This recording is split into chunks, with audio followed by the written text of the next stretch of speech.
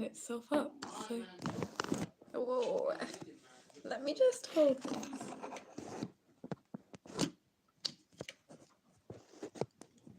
I should have worked it out firsthand, but never mind. There you go. Hello, and welcome back. Today I am going to be reading chapter 3, I think. But I'm just going to be reading because, yeah. I don't actually really remember what chapter we were up to, but this is chapter 3, The Wood Between the Worlds.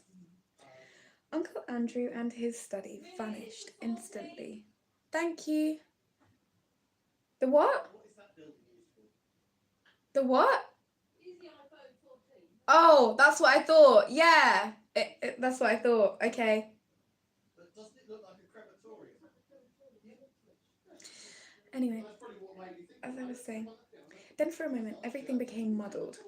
The next thing Diggory knew was that there was a soft green light coming down from above and darkness below. He didn't seem to be standing on anything, or sitting, or lying. Nothing appeared to be touching him. I believe I'm in water, said Diggory, or underwater.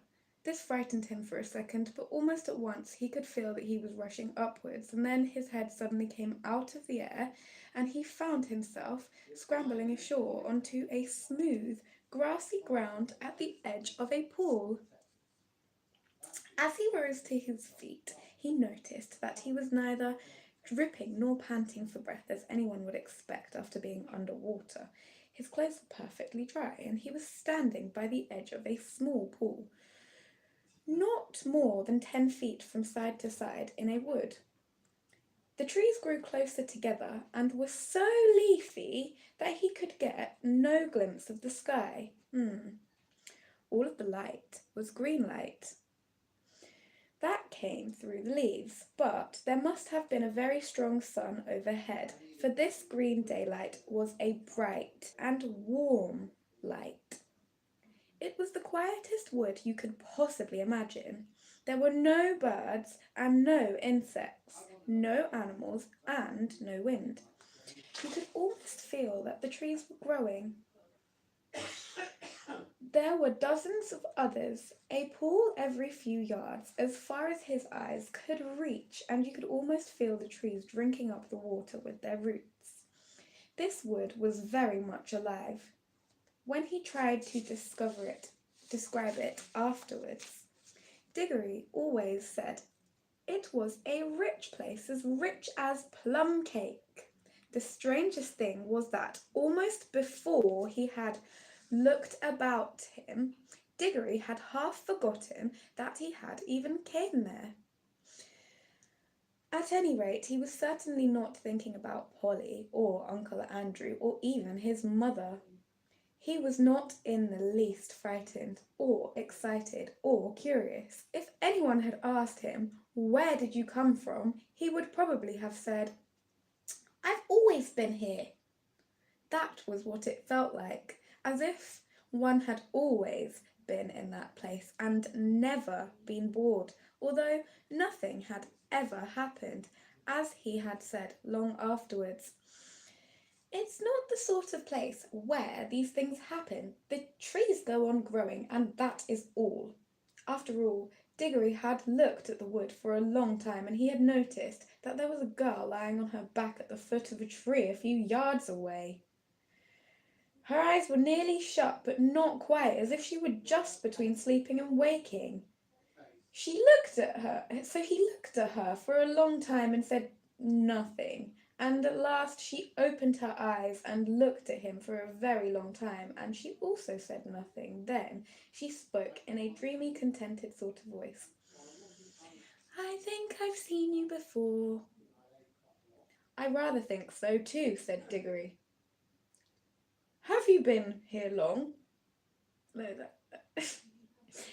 "Oh, always," said the girl. "At least I don't know, a very long time." "So have I," said Diggory. "No, you haven't," said she. "I've just seen you come up out of the pool." "Yes, I suppose I did," said Diggory with a puzzled air. "I'd forgotten." Then for quite a long time neither of them said any more.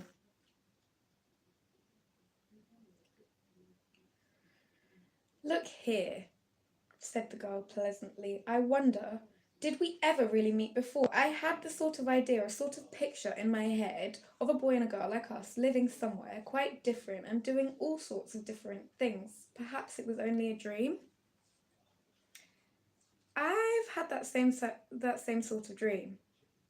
I think, said Diggory, about a boy and a girl living next door, and something about crawling among rafters. I remember the girl had a dirty face. Aren't you getting it mixed? In my dream, it was a boy who had the dirty face. I can't remember the boy's face, said Diggory, and then added, Hello, what's that? Why, it's a guinea pig, said the girl, and it was a fat guinea pig, nosing about in the grass. But round the middle of the guinea pig there ran a tape, and tied onto it by the tape was a bright yellow ring. Why are we revisiting chapter 3? I don't know why I picked chapter 3 to revisit, but it's a really sad and triggering chapter, obviously, for some people out there who have had things happen with your guinea pigs. So that's all I'm going to say, but I'm going to skip onwards now and carry on with this. But this is horrible. Sorry, babies. Look, look, cried Diggory. The ring, and look, you've got one on your finger, and so have I. The girl now sat up, really interested at last. They stared very hard at one another, starting to remember, and then, at exactly the same moment, she shouted, Mr. Kettley! And he shouted out, Uncle Andrew!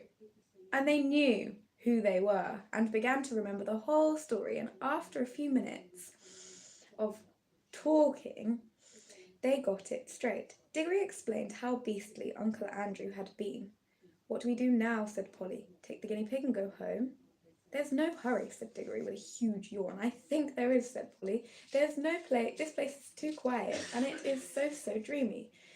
You're almost asleep, and if we give in to it, we shall just lay down and drowse forever. Oh, it's just so very nice here, said Diggory. Yes, it is, said Polly. But we've got to get back. She stood up and began to go cautiously towards the guinea pig, but then she changed her mind. We might as well leave the guinea pig, she said. It's perfectly happy here, and your uncle will only do something horrid to it if we take it home. I bet he would, said answered Diggory. Look at the way he's treated us. By the way, how do we get home? Go back into the pool, I expect. They came and stood together at the edge of the pool, looking down into the smooth water. It was full of the reflection of the green leafy branches, and they made it look very deep. Branches have a way of doing things like that at times, making things look deeper than they are if they're floating on top of water. Go back into the pool. We haven't any bathing things, said Polly. We shan't need them, silly, said Diggory. We're going in with our clothes on. Don't you remember? We didn't get wet on the way up. Can you swim? A bit. Can you? Well, not too much. I don't think we shall even need to swim, said Diggory. We want to go down, don't we? Neither of them much liked the idea of jumping into that pool, but neither said so to the other. So they took hands and said, 1, 2, 3, go! And they jumped. There was a great splash, and of course they closed their eyes, but when they opened them again, they found that they were still standing hand in hand in the green wood and hardly up to their ankles in water.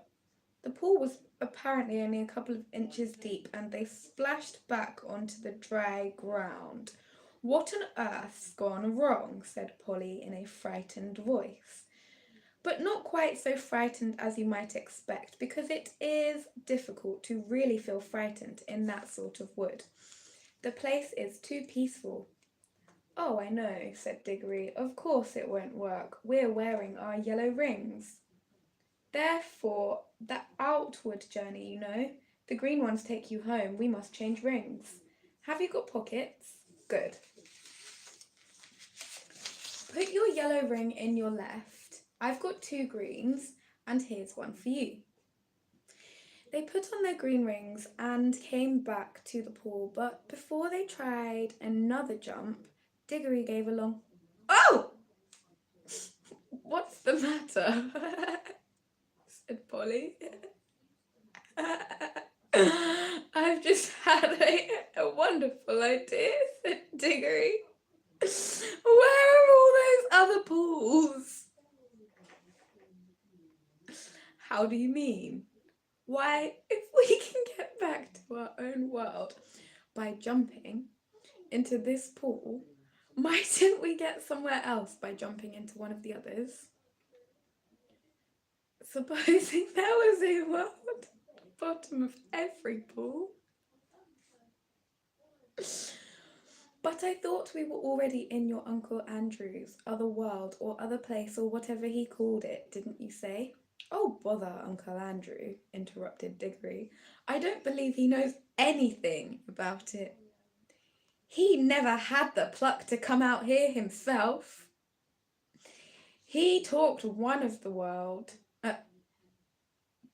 But suppose there were dozens." "You mean this wood might only be one of them?" "No, I don't believe this wood is a world at all. I think it's just a sort of in-between place." Polly looked puzzled. "Don't you see?" said Diggory. "No, do listen. Think of our tunnel under the slates at home. I am going to finish this chapter in a moment. We are not going to get to the end of chapter 3 today because I am aware of the fact that we have got some younger viewers, and so their attention span is not going to be as long as others, and so I'm going to finish it in one moment. So we are going to finish at the end of this page with a full stop.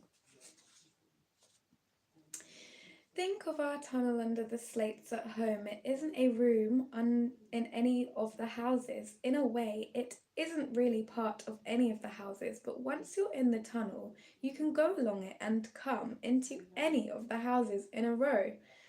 Mightn't this wood be the same? A place that isn't any of the other worlds, but once you've found that place, you can get into them all. Well, even if you can begin, Polly. But Diggory went on as if he hadn't even heard her. "And of course that explains everything," he said. "That's why it's so quiet and sleepy here. Nothing ever happens here like at home. It's in the houses and the people that talk and do things and have meals. Nothing ever goes on. The in-between places are the places that are behind the walls and above the ceilings and under the floors or in our own tunnel. But when you come out of our tunnel, you may find yourself in any house. I think we can get out of this place into jolly well anywhere. We don't need to jump back into the same pool we came up by, or not just yet. The wood in between the worlds," said Polly dreamily. "It sounds rather nice." "Come on," said Diggory. "Which pool shall we try?" "Look here," said Polly. "I'm not going to try any new pool till we've made sure that we can get back to the old one. We're not even sure if it will work yet." "Yes," said Uncle Diggory, "and get caught by Uncle Andrew and have our rings taken away before we've had any fun. No thanks." So this is where we will end it for now. I don't like to bend the pages, so I'm going to leave a note to myself that it is page number 37 that we ended it on. But for those of you that are watching, you probably won't even understand what I'm saying. So yeah, but thank you very much for watching. Goodbye. See you next time. Goodbye.